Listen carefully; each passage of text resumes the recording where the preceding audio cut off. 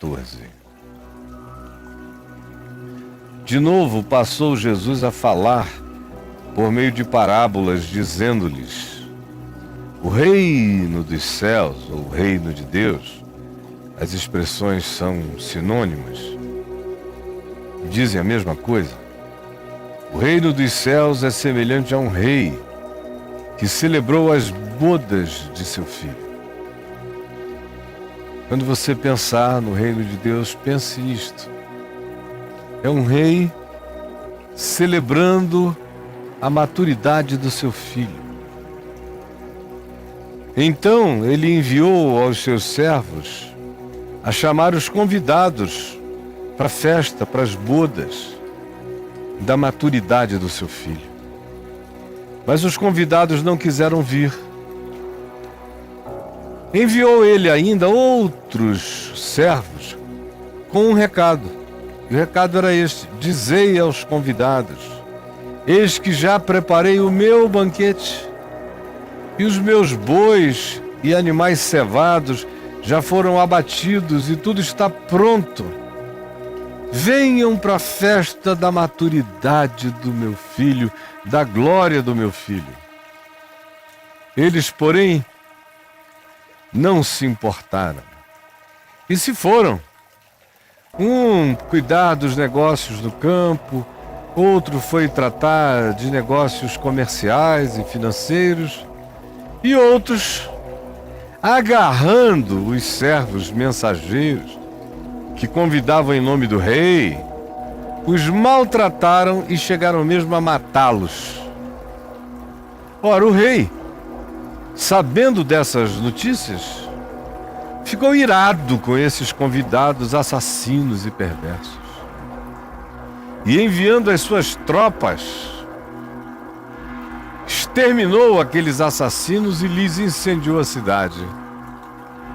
Até aqui, neste momento, Jesus está contando essa parábola que recaía, que incidia totalmente sobre os religiosos, sobre os líderes do templo, sobre as seitas diversas, especialmente sobre os fariseus. Diz o verso 15 que eles vestiram a carapuça. Os fariseus consultaram entre si como é que eles pegariam a Jesus e foram fazer inclusive um conluio com o partido dos herodianos para ver se o apanhavam em alguma coisa, porque não aguentavam o que eles achavam que eram indiretas de Jesus para eles. E o que Jesus está dizendo na prática é: vocês eram os convidados originais. Meu Pai convidou a todos vocês enviando profetas e profetas e profetas. Vocês não deram ouvidos, ou mataram, ou maltrataram. O convite era para que vocês experimentassem a glória do Filho do homem absoluto, que revela Deus em si. Mas vocês não quiseram. Então o rei, que é Senhor de todas as coisas, ficou irado e enviou as suas tropas. O que veio efetivamente acontecer no ano 70 da nossa era, aproximadamente uns 40 anos ou 39 anos depois de proferidas estas palavras, essa parábola por Jesus. Isso veio a se cumprir depois. Nesse tempo, quando Jesus falou, ainda demoraria mais 40 anos para que aquela cidade fosse exterminada. Mas eles viram nisto uma ameaça profética. E Jesus prossegue dizendo: o rei ficou irado e depois de exterminar aquela cidade, ele disse aos seus servos: está pronta a nossa festa. Mas os convidados não eram dignos. Não se acharam dignos da graça, do convite e do amor do rei, convidando-os para a glória do seu filho. Agora eu vos digo: ide para as encruzilhadas dos caminhos e convidai para as bodas a quantos encontrardes. Conforme Jesus disse em Mateus 28:19, ide por todo o mundo, ide por todas as encruzilhadas e trazei e convidai. E saindo aqueles servos pelas estradas, pelo mundo, reuniram todos os que encontraram, sem critério, maus ou bons. O convite era indiscriminado. O primeiro convite foi direcionado, foi feito a Israel. Mas Israel não se achou digno daquele convite, no sentido pior. Não achou que quem convidava era digno de atenção. E repudiaram o convite. Então agora a ordem é essa: chamem todos. Até gente ruim que queira vir, podem vir. Porque o reino de Deus é assim, é como um homem que lança uma rede ao mar e puxa peixes bons e peixes maus. Depois é que se separam os bons dos maus. Agora, eu digo a mesma coisa: ide, e todos os que encontrarem, maus ou bons, chamai. E a sala do banquete ficou repleta de convidados.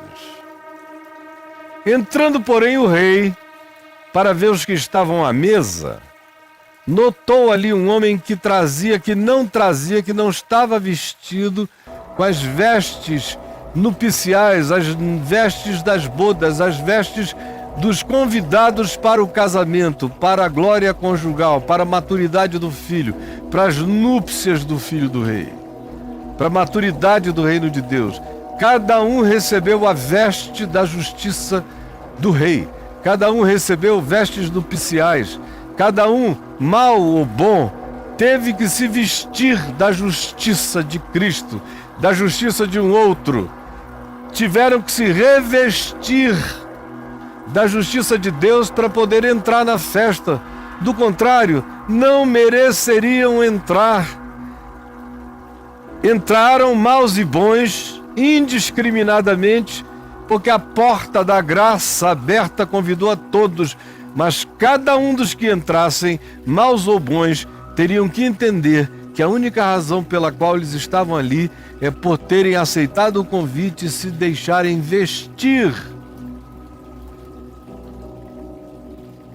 pelos trajes nupciais do noivo. Falando a linguagem do Novo Testamento, deixaram-se vestir pela justiça de Cristo Jesus. Deixaram-se justificar mediante a fé. Por isso têm acesso. Então o que se diz é isto: entrando, porém, o rei, para ver os que estavam sentados na festa, notou ali um homem que não trazia as vestes do filho. E perguntou-lhe: amigo, como entraste aqui sem te vestires com a justiça do meu filho? E ele emudeceu, pálido, lívido, macerado. Então o rei disse: essa festa agora é para todos, maus e bons. Mas quem quer que entre nela, tem que entrar vestido com a justiça que justifica o ímpio, o pecador. Do contrário, na dissimulação, sem assumir o seu não mérito, a sua não condição, sem assumir que o convite foi uma generosidade extravagante que chamou a maus e bons. Todavia, quem quer que tenha aceito tem que se revestir da justiça do Filho de Deus. Então ordenou o rei aos serventes: amarrai-o a esse que tentou entrar, furar com justiça própria, com malandragem espiritual, amarrai-o de pés e mãos e lançai-o para fora, na ausência da luz.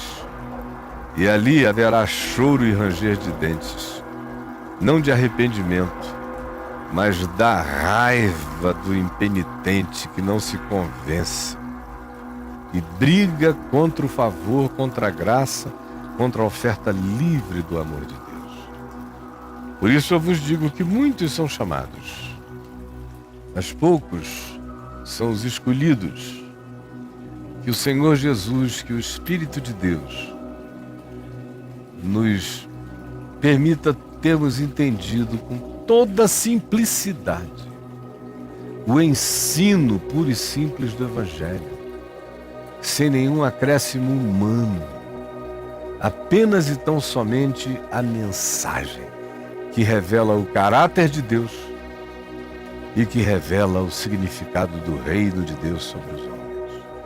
É o que eu te peço em nome de Jesus. Amém e amém.